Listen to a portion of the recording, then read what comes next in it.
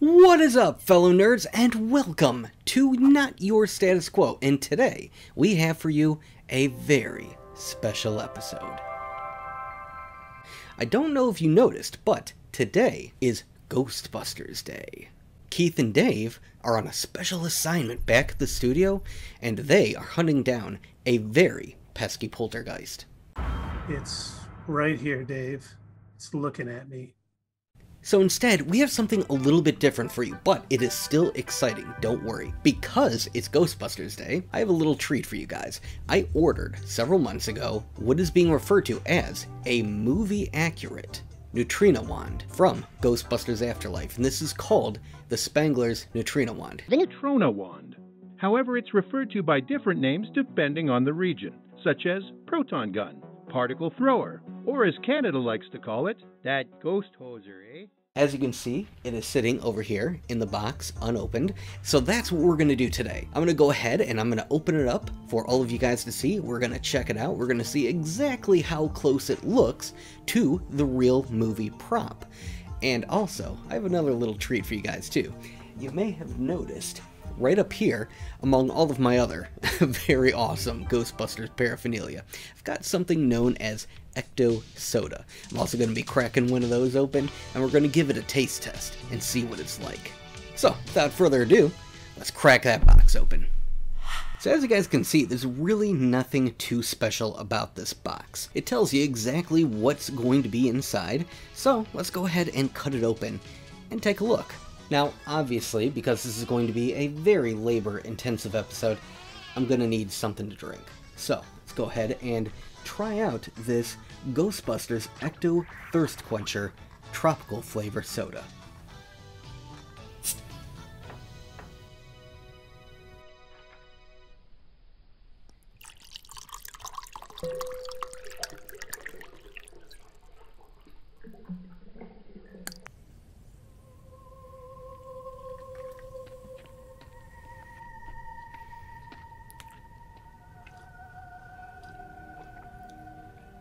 Well, first impressions, it's definitely very refreshing. It doesn't seem too carbonated. However, that could be due to the fact that I did order this and I did have it shipped. It may have shook around during the shipping process. Not entirely sure. But this particular glass is not overly carbonated. I'm okay with that. Alright, let's go ahead and set this aside and take a look at what's in the box.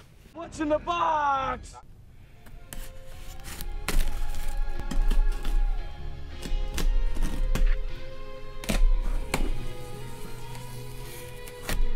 Okay, so opening it up, and the first thing that I see, and sure enough, it did in fact include its own special box. As you can see, we also have a little label here. It looks like the band that came on top is actually letting us know a little bit further what is actually inside this package.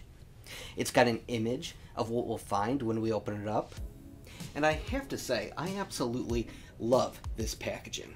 So, as you guys can probably tell, this is meant to look like an old trunk. Something that you might see, you know, gear or other things stored in. It kind of reminds me of maybe an old military trunk or something like that, which definitely fits with the idea that this is meant to hold. Alright, let's go ahead and open it up. And would you look at that?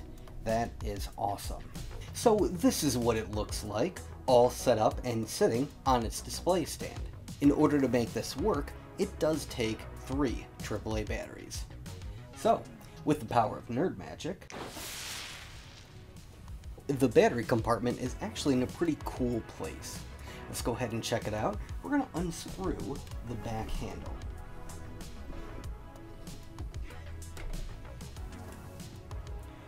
And as you can see, our 3 AAA batteries go in here. And we just slide this back in. Let's go ahead and take a look what the power on cycle looks like and really see what this thing can do. So in their attempt to make it as movie accurate as possible, disgusting blob. I'm gonna have to hold him myself.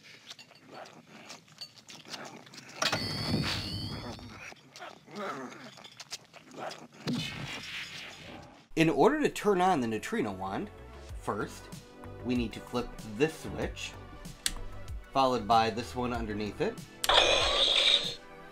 As you can see, it's now powered on. After that, you may notice that there's a switch over here that says activate.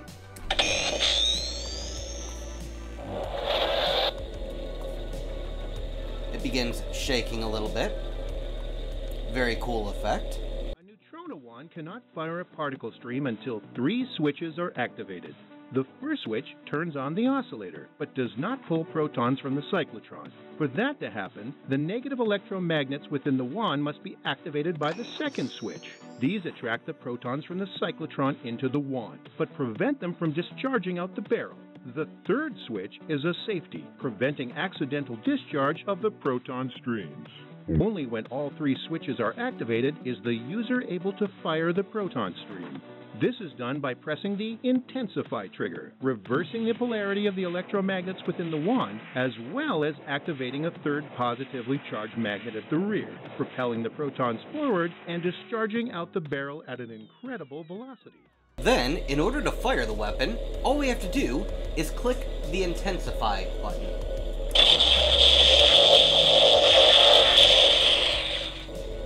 As you can hear, the sound effects are spot on.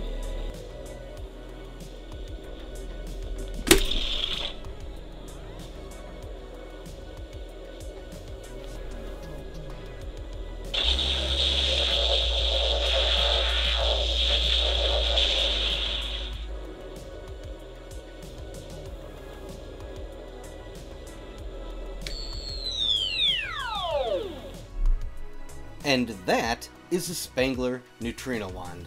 One thing that I have to say that I love about this is all of the detail and thought that went into this. In case you were unaware, this is meant to exist in the world of Ghostbusters Afterlife. So as you can see, what I mean by detail is you'll notice what appears to be duct tape on the handle to increase the grip, as well as now a wooden stock on the weapon itself. You may also notice when you tap this switch, it will cycle through different blasting styles, which actually came from the Ghostbusters video game.